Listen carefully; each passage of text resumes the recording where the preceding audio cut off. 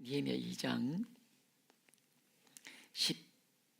11절부터 17절까지 형제가 자매가 홀수절, 형제가 짝수절 주신 말씀 공독합니다.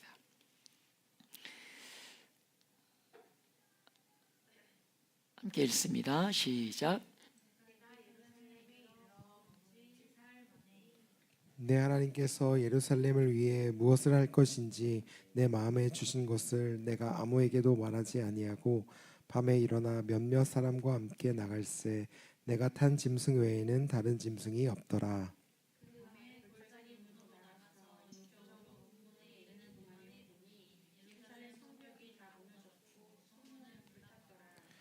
앞으로 나아가 샘문과 왕의 못에 이르러서는 탄 짐승이 지나갈 곳이 없는지라.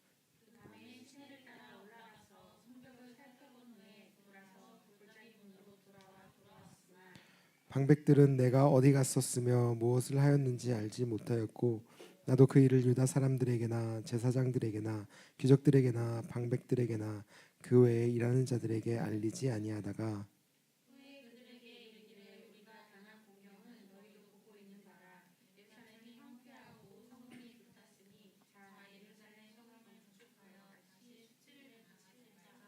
아멘. 오늘 다시 수치를 당하지 말자라는 제목으로 좀 말씀을 같이 나누기 원하는데요. 여러분, 넉 달을 기다리다가 하나님의 응답 가운데 예루살렘 땅으로 돌아오지 않습니까? 우리가 고구마를 심은 지 딱 4달이 됐어요. 고구마가 100일 정도가 크면 100일에서 120일 사이에 추수하지 않으면 이렇게 많이 큰다 그래요. 그래서 우리가 이제 내일부터 이제 본격적인 우리가 그 수작업을 준비해 작업 들어갈 텐데, 이 느헤미야가 예루살렘에 와서 성벽을 건축하게 되는데, 그 건축하는 과정도 성경이 잘 기록하고 있지만, 여러분, 그 건축을 하기 전에 먼저 무엇을 어떻게 하는지 우리로 하여금 오늘 성경을 눈여겨보도록 하고 있는 것으로, 우리도 어떤 면에서 하나님의 집을 지어가는 자들이 저와 여러분이라고 할 수 있지 않습니까? 오늘 느헤미야의 모습은 바로 우리가 그렇게 어떻게 하나님의 교회를 세워가야 하는지를 깨닫게 하는데 적절한 도움을 주고 있는 말씀이다 라고 할 수 있다는 거예요. 여러분, 11절을 우리가 다시 한번 눈으로 보면, 내가 예루살렘에 이르러 머문 지 사흘 만에, 예루살렘에 도착한 지 사흘 동안 뭐 했을까요? 바로 일하지 않고 이 느헤미야는 하나님의 성벽이 무너짐으로 인해서 하나님의 이름이 수치당하는 것에 고통을 느끼고 있어요. 그래서 기적같이 예루살렘 땅에 돌아와서 바로 어떤 일을 할 것 같은데, 오늘 성경 우리에게 주목해 보도록 하고 있는 것은요, 사흘을 머문 뒤에 시작했다는 것. 제일 먼저 뭐 했다는 거예요? 쉬고 있는 거예요. 쉬고 있는 거. 우리가 이제 계속 보겠지만, 에스라 말씀을 볼 때도 그랬지만, 이 에스라가 예루살렘에 오기 전에 사람들을 모아서 예루살렘에 올 것을 준비했습니다. 그리고 사람들과 예루살렘에 온 다음에 사흘을 쉬고, 그 다음에 하나님의 성전의 기물들을 성전에 갖다 놓는 일들을 해요. 그러니까 정확하진 않지만 우리가 유추해 볼 때 장거리 여행을 한 후에 사흘을 일반적으로 쉬었던 것이 아닌가, 이런 생각을 가지게 돼요. 먼저 이 말씀을 좀 살펴보고자 하는데, 여러분, 우리 사회는 쉬지 않고 일을 쉬는 일을 잘 하지를 못하는 사회이지 않은가라는 생각들을 가지게 돼요. 그리고 쉼은 낭비가 아니죠. 물론 MZ세대라고 이야기하는 요즘 세대는 쉼이 이렇게 좀 보편화되어 가지고 조금만 이렇게 돈이 모으면 이렇게 쉬는 그런 문화들이 있는 것도 아는데, 여러분, 어디 TV인가에서 봤더니 80년생부터 MZ세대라고 이렇게 얘기를 하더라고요. 맞습니까? 내가 MZ세대에 들어가는구나. 그런데 그 이야기를 들으면서 나는 MZ세대가 아닌 것 같은데, 이런 생각들을 해봤던 시간이 있었어요. 하나님은 사람을 창조하시고 하루를 쉬는 그 질서를 사람 안에 세워놓으셨죠. 사람은 일만 할 수 있는 존재가 아니라 일하는 것 못지않게 쉬는 것도 중요하잖아요. 그러니까 제대로 일하기 위해서, 성을 제대로 쌓기 위해서 느헤미야가 일을 하기 전에 쉬었다는 거죠. 이제 우리가 이 느헤미야의 말씀을 계속해서 읽고 묵상하면서 보겠지만 본격적으로 이제 성벽이 건축되기 시작해요. 이제 우리가 다음 주나 다음에 제가 성벽을 우리가 이제 그림으로 보여드리는 시간도 있겠지만, 여러분 적절히 쉬지 않으면 뭔가 창의적인 일을 하기는 참 어렵다라는 생각을 가지게 됩니다. 바쁘고 분주하게 살고 뭔가에 끝없이 붙들려 달려가는 것만 가지고는요, 창의적인 방법으로 뭔가를 해내는 게 참 어렵다는 거죠. 제가 이렇게 보면 우리 사회가 힘들어도 이제 아까 말씀드렸던 것처럼 제법 여행을 좀 다닌 것 같아요. 그런데 우리나라 사람들의 이 특징이 뭐냐면 여행을 가서 쉬질 않아요. 여행 가서 쉬지 않죠. 뭐 하냐면 가서 또 정신없이 다닙니다. 막 뭐 이렇게 하러 다녀요. 저도 그런 부분에 있어서 자유하지 못한 것 같습니다. 자유할 수 없어요. 좀 여유 있게 쉬면서 좀 하나님이 주신 그 자연도 좀 이렇게 만끽하고 좀 그 안에서 회복감을 좀 준비해야 되는데, 제가 이번에도 여행 가서 이렇게 좀 시간이 나니까 이제 머릿속에 뭐가 떠오르냐면 당장 이제 다음 달에 이제 할 일들을 생각하면서 이제 그 강사들에게 연락하고 있더라고요. 사진을 좀 보내주세요. 프로필을 보내주세요. 이런 제가 일을 하고 있는 모습을 제가 이렇게 보면서 참 쉼이 잘 안 된다. 그러니까 사람들이 여행 갔다가 뭐라고 해요? 집에 가서 빨리 좀 쉬어야지. 여행 가서 쉬어야 되는데 집에 와서 빨리 쉬어야지. 이게 한국 사람들의 어떤 특징이지 않은가 하는 생각을 해봐요. 사랑하는 여러분, 하나님 우리를 만드실 때 6일을 일하고 하루를 쉬는 방식으로 질서를 만들어 놓으신 거 아닙니까? 앞으로 이제 우리에게 맡겨진 자녀들이 이제 벌써 10대가 생겨났고 이제 곧 이 질풍노도의 시기가 옵니다. 얼마 남지 않았죠. 또 우리 귀한 여러분 가운데 그런 질풍노도의 아이들을 여러분 경험하는 복을 받게 되시길 축복합니다. 자녀를 선물로 받는 여러분, 그래서 좀 여러분 때로는 이렇게 속상하기도 하고 또 때로는 잠 못 드는 그 밤을 경험하는 여러분 되시길 축복합니다. 여러분 복이잖아요, 복. 여러분 그런데 그 아이들이 이제 여러분 제가 이렇게 청소년 청년 사역하면서 많이 봤던 것이 무엇이냐면 주일날에도 왜 교회를 못 오는가 이렇게 봤더니 학원 가고. 누가 그 학원을 보냅니까? 믿음의 부모가 학원을 보내고 고3이 무슨 교회야, 공부해야지, 이런 모습을 제가 얼마나 많이 본지 몰라요. 그것이 특권처럼 누리는 아이들을 제가 봤어요. 그 아이들 중에 교회에 지금 나오는 친구들이 몇 명 안 돼요. 그것이 우리가 몸담고 살았던 한국 교회의 모습이라고 여러분 생각하고 있습니다.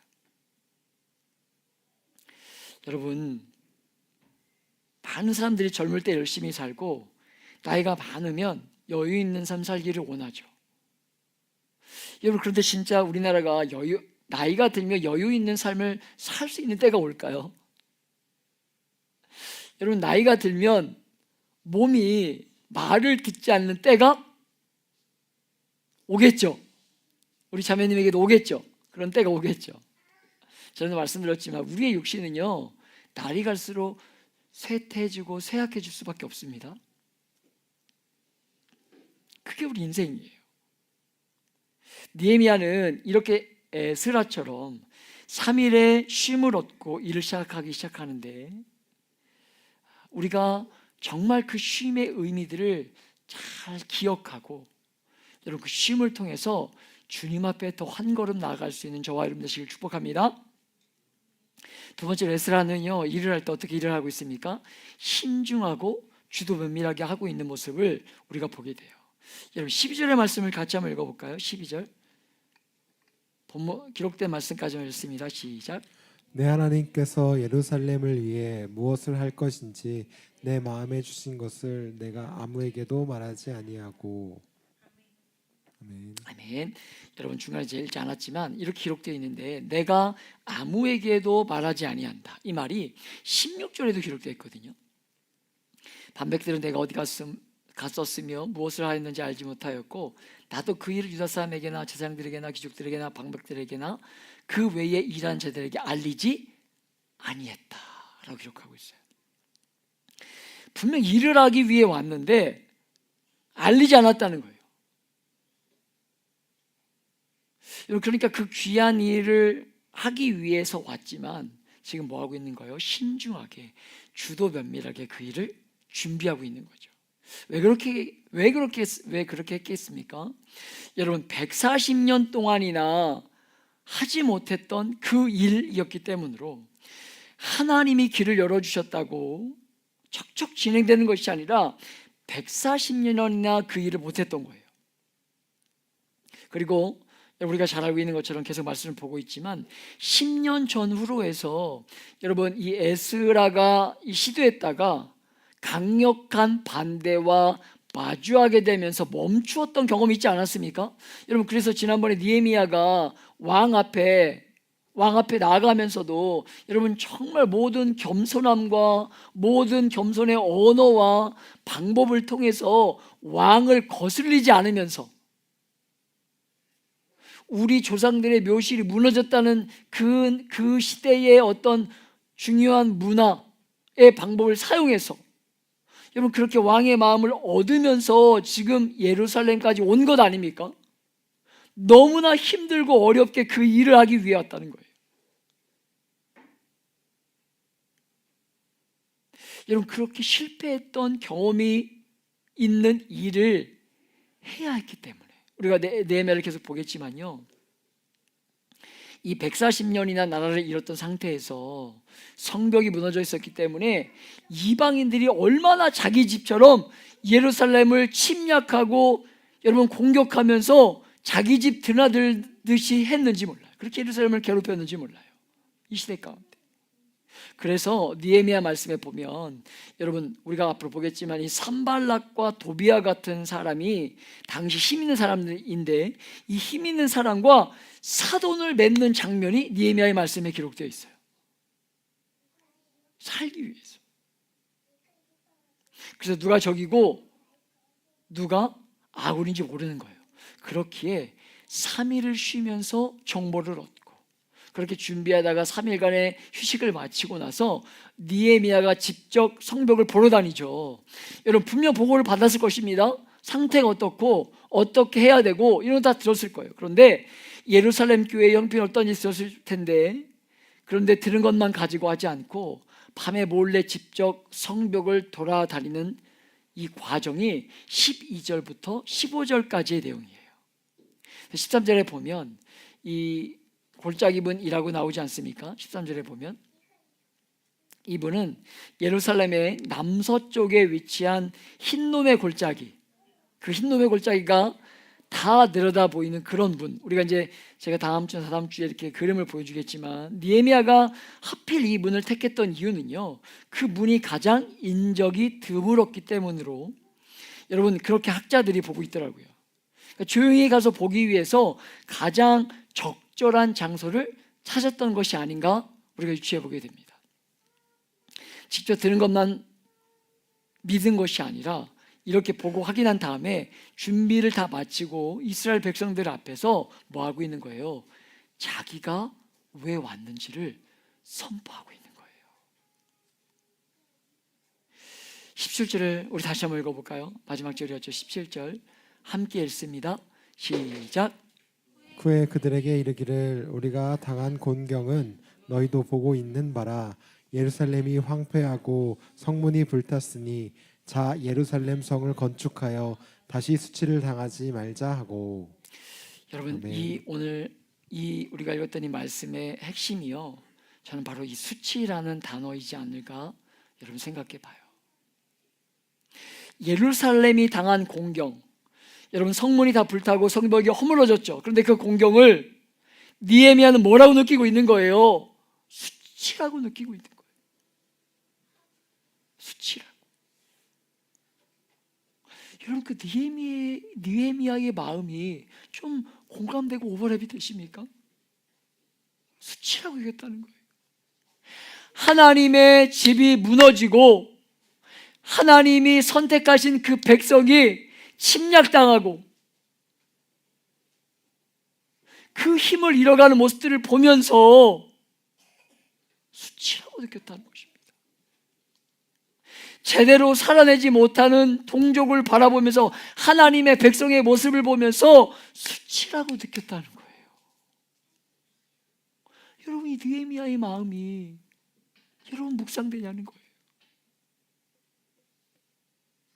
여러분, 얼마나 여러분의 가족과 이웃들과 주변에 혹은 이렇게 많은 교회들이 있는데 여러분 제대로 그 역할들을 감당하지 못하는 것 보면서 여러분 얼마나 안타까워하며 이런 느헤미야 같은 마음을 가져보신 적이 있냐는 거예요. 1장에 보면 느헤미야가 예루살렘에 대한 소식을 듣지 않습니까? 그래서 막 울잖아요. 슬피 울잖아요.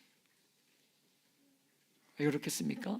수치를 느꼈기 때문에. 성벽을 건축하는 일에 정말 중요한 요소가 이 수치라는 것으로. 여러분, 이 성벽은요 140년이나 허물어져 있었죠.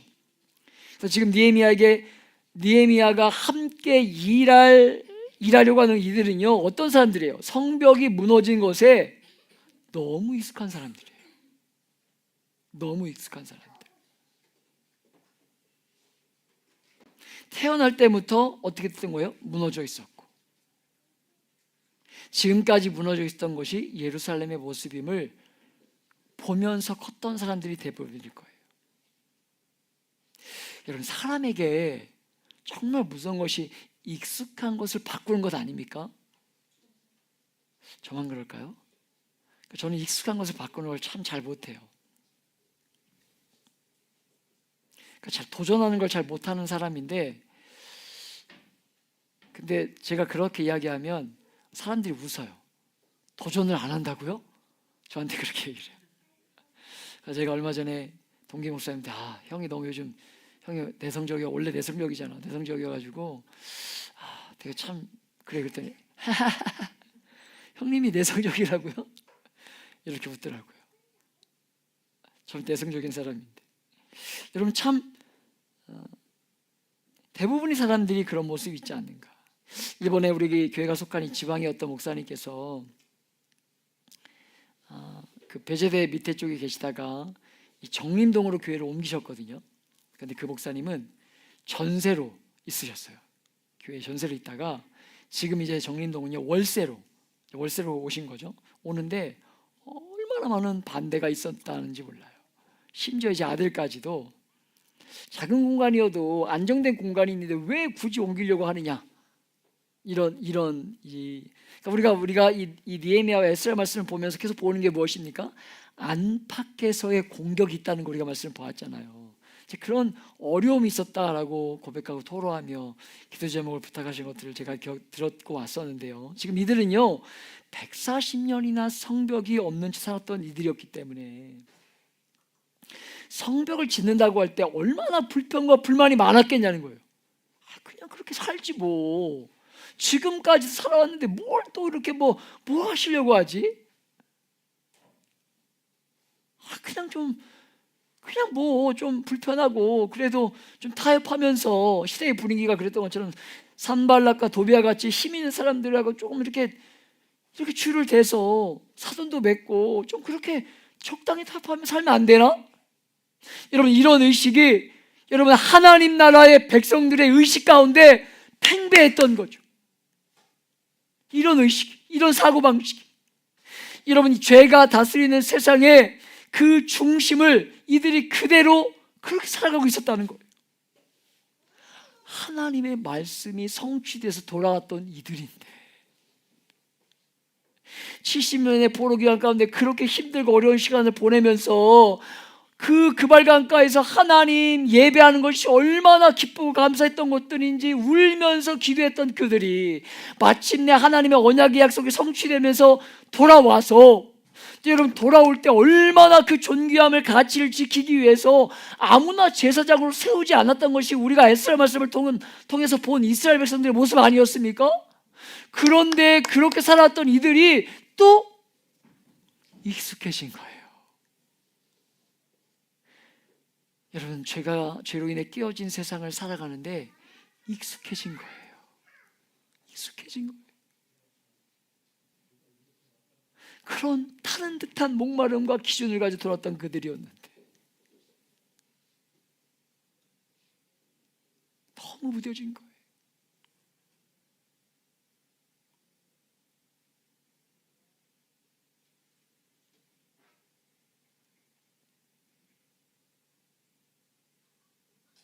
그리고 이들은요, 어떤 경험이 있는 자들이에요? 실패를 경험했던 자들입니다.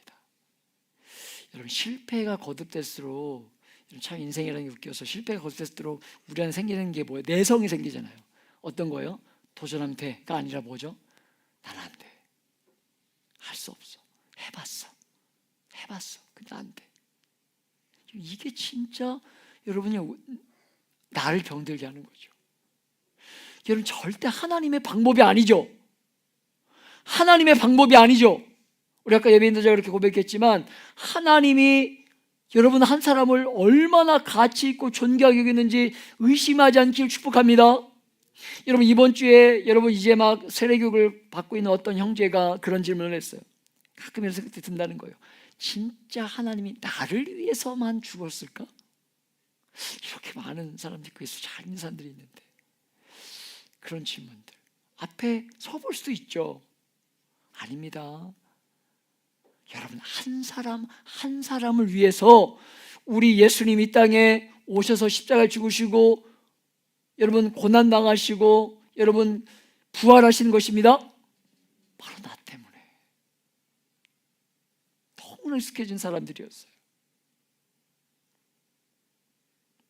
그리고 주변에 여러분 시간이 지나오면서 성벽을 짓는 것들을 방해하는 것들을 경험했던 이들이에요. 패배의식이 가득하 있어요. 여기서 성은 주로 누가 짓습니까? 누가 지어요?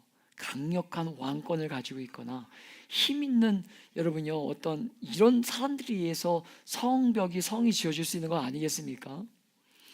여러분, 그런데 포로에서 돌아온 이제 5만 명이에요. 우와, 많다고 할 수 있지만 포로에서 돌아온 5만 명 뿐만 아니라 포로에서 돌아왔는데 무슨 기반이 있겠어요?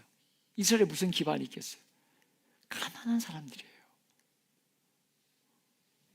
삶의 터전이 없는 사람이에요. 그게 가능했겠냐는 거예요. 이게 이 성의 두께가 약 2m 7cm, 높이가 2에서 3m, 길이가 약 3km 정도 되는 성벽. 그러니까 많은 재정과 인력이 투입되어야 되는데 그렇게 이 사람들에게 가장 중요한 것 중에 하나가 무엇이었겠냐는 거예요.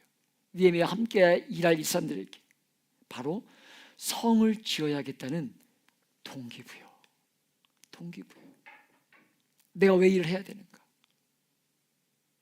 오늘 느헤미야는요 이 사람들에게 바로 그 동기부여를 무엇을 하고 있는 것입니까? 수치라는 단어를 사용하고 있는 거예요. 수치라는 단어를. 예루살렘 성벽이 무너지고 성벽이 불탄 것이 왜 수치입니까?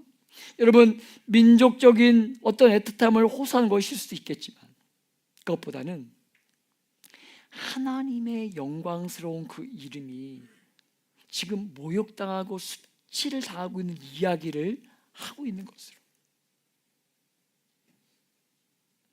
여러분 백성들 안에 신앙의 그 여러분 불길을 다시 한번 살려내므로 이 성벽을 쌓는 일을 여러분 이 어떤 개인의 업적이 아니라 하나님을 향한 하나님의 이름과 영광과 열방과 민족으로 하나님이 우리를 부르신 그 빛과 소금 역할로 그 한 사람 한 사람 이스라엘 백성을 세우셨는데 그들이 수치와 모욕을 당하는 그 현실을 뭐 하는 거예요? 다시 믿음의 눈으로 바라보도록 도전하고 있었다는 거예요.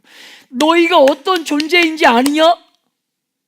그런데 너희가 어떤 존재인데 너희가 수치를 당하느냐? 너희를 빛과 소금으로 부르신 그 하나님의 이름이 수치를 당하느냐? 이게 말이 되냐? 이렇게 지금 이야기하고 권면하고 있는 거예요. 하나님의 성전이 어떤 곳이냐? 너희를 이곳까지 인도하신 그 하나님이 누구냐? 그 하나님을 다시 한번 상기시키고 있는 거예요. 사랑하는 여러분, 느헤미야는 예루살렘 소식을 들었을 때에 1장에서 본 것처럼 그렇게 슬퍼하고 울었던 이유는요, 하나님의 이름이 이 도성과 연결되어 있기 때문이로. 여러분, 하나님의 이름이 그렇게 수치를 당하는 것들을 용납할 수 없었기에 오늘 이스라엘 백성들을 믿음으로 도전하고 있었다는 거예요. 믿음으로.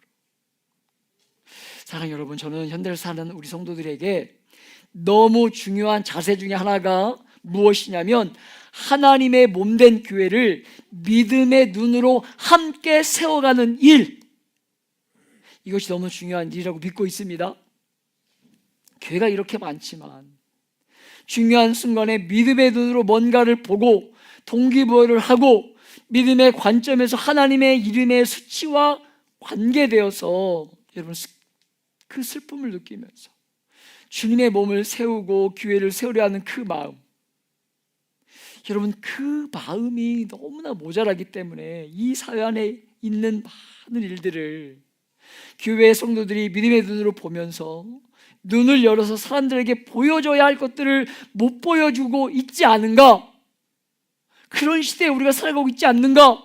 오늘 말씀을 통해서 여러분 깊이 묵상하게 되더라는 거예요. 구약의 말씀에 기록되어 있는 여러분 희년 제도를 통해서 하나님께서 부자를 싫어하시는 것이 아니라 하나님이 주신 것에 자족하고 감사하며 가난하고 소외된 이웃들에게 흘려보내길 원하신다는 것, 그리고 예수님이 이 땅에 오셔서 삶으로 가르쳐 주셨던 것들도 소외되고 아프고 어려운 이들을 위해 일하셨음을 여러분 여러 번 말씀드리지 않았습니까? 우리가 성경을 이미 알고 있지 않습니까? 그렇게 삶으로 말씀을 살아내야 되는 것이 성도들인데 이웃들을 향해 그런 삶을 살아내지를 못하니까 여전히 나 중심적인 삶을 살면서 내 자녀 잘 되고 내 가족 잘 되고 나 하나 잘 되는 것에 너무 많은 마음을 빼앗겨 있는 것이 아닌가. 여러분 이 사회가 이렇게 하나님이 베풀어 주신 은혜를 모르고 인간을 향한 그분의 사랑과 헌신을 가치 없는 것처럼 그렇게 여기게 만들어 놓은 것 여러분 아니냐는 거예요. 사랑하는 여러분, 활활 타오르는 그 불에 장작이 되어서 불을 지키는 것 너무 귀하다고 생각합니다. 여러분 그러나 여러분 불이 꺼져가는 곳에, 불이 꺼진 곳에서 여러분 다시 불을 일으킬 수 있는 방법은 무엇입니까? 그 남아있는 불씨를 모으는 것이 정말 중요하다고 믿고 있어요.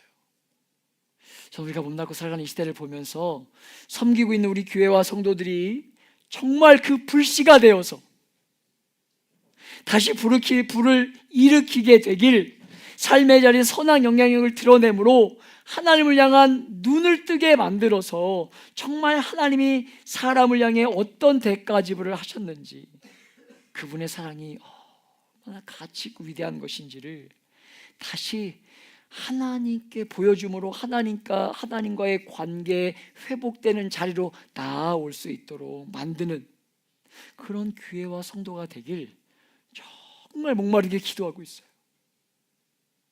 사랑하는 여러분, 정말입니다. 우리가 그런 교회와 성도가 되어서 하나님의 이름이 너무 무시당하는 이 시대에, 하나님이 어디 있느냐라고 무시당하는 이 시대에 여러분 그 이름에 능력이 없다고 말하면서 의심하는 세대를 향해서 하나님이 어떠한 분이신지를 제대로 알도록 여러분 다시 불씨를 우리가 모으고 다시 불을 일으킬 수 있는 저와 여러분이 되어서 하나님 살아계신다. 하나님 이런 분이시다. 여러분, 그것을 저와 여러분의 삶을 통해 이 땅 가운데 드러내고 증거하기를 이 밤 다시 한번 결단하며 주변에 나아가게 되길 예수님의 이름으로 축복하며 기도합니다.